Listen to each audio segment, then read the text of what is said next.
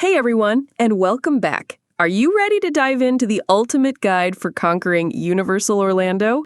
Whether this is your first time or you're a theme park veteran, we're talking about everything, so let's jump right in. Today, we are jumping headfirst into Universal Orlando Resort for 2025. It's going to be a big year. Definitely. We've looked at a couple of really detailed guides covering, Universal Studios Florida, CityWalk, and the one everyone's talking about, Epic Universe. The new big one. Yeah, exactly. So our goal here is pretty simple. Pull out the absolute must-know info, the best tips, make you a Universal pro, basically. Give you some cool facts, practical stuff, but, without making your head spin. Yeah, and that's key because Universal Orlando, it's not just like one park. It's this whole integrated thing. You've got multiple parks, tons of hotels, CityWalk right in the middle. It all flows together. Yeah. So hopefully this chat gives you a good map, helps you navigate it all, and really get the most out of your time there. Okay, so let's unpack this. First stop, Universal Studios Florida. Right. The OG, the flagship park. Yeah. Walk us through it. What's the vibe, the layout? Absolutely. So Universal Studios Florida, it opened way back June 7th, 1990. Feels like yesterday sometime. Wow, yeah. And the layout, it's kind of unique. It's sort of this big oval path, loops you around pretty conveniently. You basically start in Minions Land, which is bright and chaotic in a fun way. Then you move into New York. That's where you've got the Mummy Coaster, super intense, gotta ride it. And also the Jimmy Fallon ride, which is interesting, trippy. Yeah. Then San Francisco, that's Fast and Furious territory. And then the big one for many, you hit the wizarding world of Harry Potter Diagon Alley. Just wow. Totally immersive, I hear. Oh, completely. Then it keeps going through World Expo, that's Men in Black Alien Attack, the Shooter Ride, Springfield, USA, obviously The Simpsons. Then the brand new DreamWorks Land, which is like a huge deal now. And finally, you loop back through Hollywood, known for, among other things, really good crepes, actually. Or crepes. Okay, noted. Yeah. So that's the layout. But here's where it gets really interesting. Timing. Visiting at different times of the year sounds like a totally different experience, right? Those seasonal events. Oh, massively. It's a completely different park depending on when you go. So first up, early in the year, you've got Universal Mardi Gras, international flavors of carnival. Sounds tasty. It is. Think seasonal food like beignets, king cakes, yes, with little babies sometimes. Yeah. Plus a really fun, family-friendly parade, tons of beads flying around. It's a party. Cool. What's next? Then, overlapping a bit, March 1st through May 31st, it's butterbeer season, which, is always good news for Potter fans. Oh, yeah? More butterbeer? Yeah, they roll out new treats. Last time it was like butterbeer eclairs, caramels. Who knows what they'll cook up next? Always delicious, though. Nice. And then Epic Universe. That's the one. Grand opening. Huge deal. And what that means is if you buy multi-day tickets after that date, they'll include access to Epic Universe. So suddenly, it's a 3-park resort. Wow. Okay. Game changer. Totally. Then, moving through the year, 4th of July always has special fireworks, some evening stuff, and then things get spooky. Halloween Horror Nights. Exactly. Starts late August, runs select nights till early November. And this is important. It's a separate ticket, special event. And it's intense. Scare zones, amazing haunted houses, actors everywhere. So not really for little kids. Definitely not. It's genuinely scary, designed for an older audience. Always check the warnings before you even think about tickets for younger folks. But for horror fans, it's incredible. Good warning. And then the holidays. Right. Wrapping up the year, mid-late November through December, it's the Holly Jolly season. Big holiday parade. They bring in the Macy's balloons. There's usually a cool limited-time holiday tribute store. Lots of festive shows and decorations. Really magical time to visit. That calendar is packed. Yeah. Okay, so knowing all that, let's talk strategy. Rides. What are the absolute can't-miss attractions? Yes. Any, hidden gems or unique things you'd point out? Yeah, let's get tactical. Okay, must-dos. For me, you gotta ride the E.T. Adventure. It's special. Right. One of the last classic slow-moving animatronic dark rides. Total nostalgia, right? Pure 80s nostalgia. And the part on E.T.'s home planet is... well, it's very weird, but you just have to see it. It's charmingly bizarre. Huh. Okay, E.T. What else for thrill seekers? Maybe something immersive. Definitely Harry Potter and the Escape from Gringotts. It's an indoor coaster. It takes you down into the bank vault. Honestly, the queue alone is breathtaking. It's so detailed. I've heard that. Is the ride super intense? It has a pretty significant first drop that gets your attention, but after that, it's actually fairly smooth. Thrilling, yes, but not like crazy upside down stuff. Very immersive. What about pure intensity? Then you want Revenge of the Mummy. This one's intense in a different way. Not massive drops or loops, but it uses music, fire effects, darkness, sharp turns. Yeah. And mummies jumping out at you. Mummies, okay. Yeah, it gets your heart pumping. Great psychological thrill. Any newer stuff that stands out? Interactive, maybe? Oh yeah, VillainCon Minion Blaster is one of the newer ones. Really fun moving walkway shooter. You're blasting villains. What's cool is the rewrite ability. Oh. Your score gets saved in the Universal app, and hitting certain scores can unlock like special abilities for your blaster the next time you ride. Adds a cool competitive edge. That's clever. Yeah. And of course the Hogwarts Express. You can't forget that. It's both a ride, a slow themed journal, and actual transportation. Right, it connects the parks. Exactly. It goes between Universal Studios Florida and Islands of Adventure. But remember, key thing, you need a park-to-park ticket, a 2-park ticket to ride it, because you're literally leaving one park and entering another. Got it. Something about a ride closing grid. Yes. Ride hack alert and a bit of a warning. Yep. Hollywood Rip Ride Rocket, the big red coaster you see everywhere, is closing for good. No way. Yep. Switching gears. Families, younger kids. What are the go-tos in USF? Great question. The new DreamWorks land is huge for this. You've got the Trolls roller coaster. It's super cute, really fun, perfect speed for younger riders. Poppy and Tiny trying to get away from spiders. Sounds adorable. It is. Then there's Despicable Minion Mayhem. That's a motion simulator, turns you into a minion. It's got a sweet story. It used to be kind of notorious for making people queasy with the 3D. Oh, yeah. But they've updated it. It's much better now. Less nausea, still fun. Let's see. Kang and Kodos's Twirl and Hurl. Think Dumbo, but with aliens from The Simpsons who want to eat your brain. Jokingly, of course. Each little alien ship even has its own name, which is a fun detail. Heck. And Men in Black Alien Attack. Another shooter ride. You sit and spin. Blast aliens. Always fun to compete for score, see if you're a galaxy defender or Yeah. bug bait. Bug bait. Love it. Okay, so those are good bets. What about the screen-based rides? There are quite a few, right? Any thoughts on those? Yeah, there are several. And honestly, opinions vary. Fast and Furious, supercharged. A lot of people find that one, well, maybe skippable if you're short on time. Okay. Race Through New York, starring Jimmy Fallon. The queue and the pre-show stuff are actually really innovative and cool. Some say maybe cooler than the ride itself, which is another motion simulator. Seriously. The Simpsons ride is definitely fun, especially if you love the show. But it's pretty wild motion-wise. Can be a bit much for some, maybe a one and done. And Transformers. The ride 3D is probably the most thrilling of the screen rides. Lots of action. Story can be a bit chaotic to follow, though. Good rundown. So moving beyond rides, Yeah. let's talk food. Universal Studios seems to have some amazing themed dining. Yeah. What really stands out? Oh, the food is a huge part of the experience. For quick service that feels special, the Leaky Cauldron in Diagon Alley is just fantastic. Proper British food bangers and mash, fisherman's pie, Scotch eggs. The atmosphere is perfect. Makes you feel like you're really there. Totally. And then over in DreamWorks Land, the Minion Cafe is wild. It's so colorful and weirdly creative. Like, they have Lucy's Top Secret Salmon that comes with bright blue coconut rice, or Mel's Meatball Mountain, which is the stuffed pizza thing. Roux rice, okay. Yeah, and the desserts are fun, like a pet rock made of peanut butter and chocolate, just really playful stuff. Sounds fun. Yeah. What about unique snacks, like signature treats you got to try? Absolutely. Can't go to Diagon Alley without stopping at Florian Fortescue's Ice Cream Parlor. The soft serve is incredible, butterbeer flavor, obviously, but also things like banana, Granny Smith apple, orange marmalade with these cool flavor ribbons swirled in. Ooh, flavor ribbons. Deliciousness. In DreamWorks Land, you have the infamous Schrecksels. It's basically a pretzel. Strixels. Yeah. Served with swamp green cheese sauce, which is, well, it's cold cheese sauce dyed green. It's a novelty. What? And the Trolls treats are these fun, swirly ice creams that look like the Trolls' hair, like Brozone Berry or Popalicious Pink. Very Instagrammable. Totally. For something more substantial but still quick, Central Park Crepes is great. Sweet and savory options, perfect for walking around. Yeah. For sit-down, Finnegan's Bar and Grill is a classic Irish pub. Great beer, comfort food. Get the potato and onion web appetizer. It's famous. And Lombard's, it's themed like an old seafood warehouse. Really good fish, lobster rolls, fish and chips. Nice views, too. It's clear food is a big deal. But Universal is also about shows and entertainment, right? Yeah. What shouldn't we miss besides the rides? Oh, definitely. The entertainment is top-notch.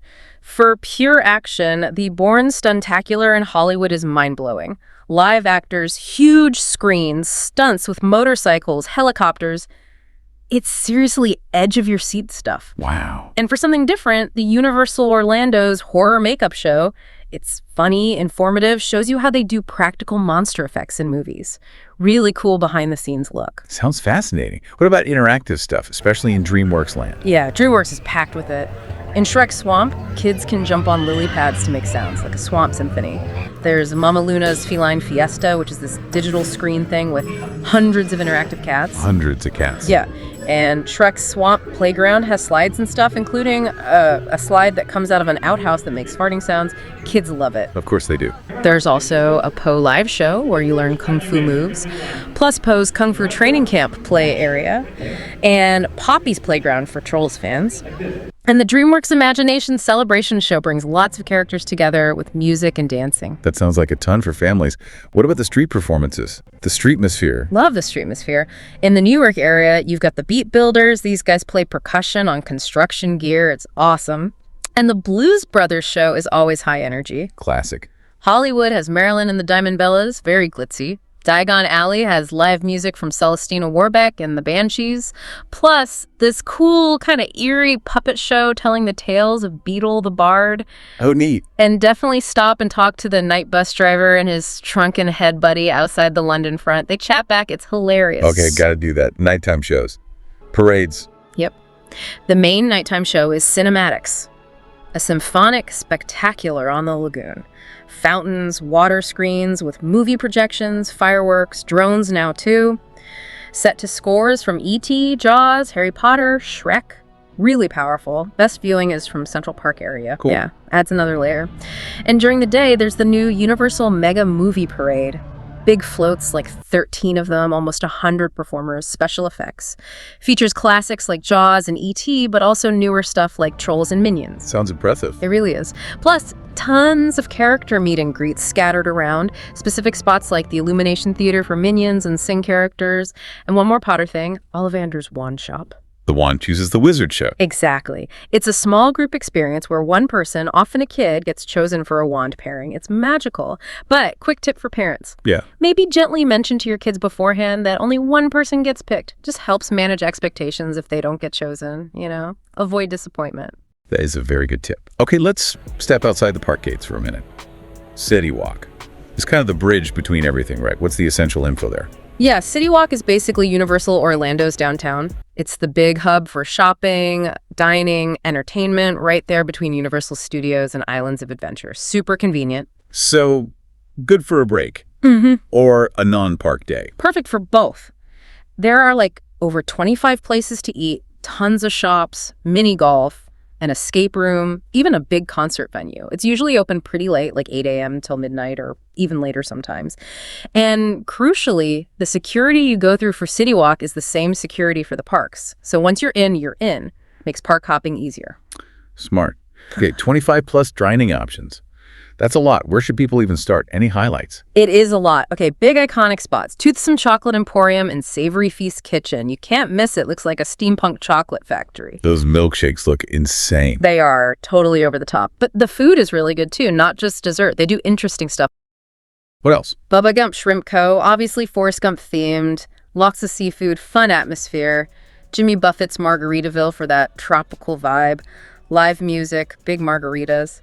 Antojitos is great for modern Mexican, often has live mariachi music, awesome tableside guac. Ooh, guac. Always good. The Hard Rock Cafe is huge, classic American food, tons of music memorabilia, and it's one of the only places there that does a full service breakfast, which is good to know. And for something different, Bob Marley's is Tribute to Freedom. It's got Jamaican food, live reggae music, mostly dinner and late night. Quite the variety. What about quick bites? Or maybe breakfast if you're heading to the parks early? Definitely options there. Voodoo Donuts is legendary. Crazy, amazing donuts. Open super early and late. You can mobile order too, which is key. Great quick breakfast. Donuts for breakfast, yes please. Always a good start. Red Oven Pizza Bakery does really good wood-fired pizzas. Counter service also has mobile order.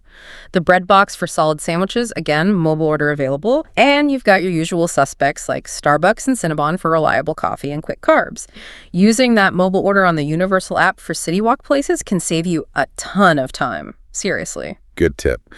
Okay, besides eating and drinking, What else is there to do at CityWalk? Plenty. There's Universal's great movie Escape. It's an escape room experience. Looks really high-tech. Costs about $40 per person. Escape rooms? Cool. Yeah.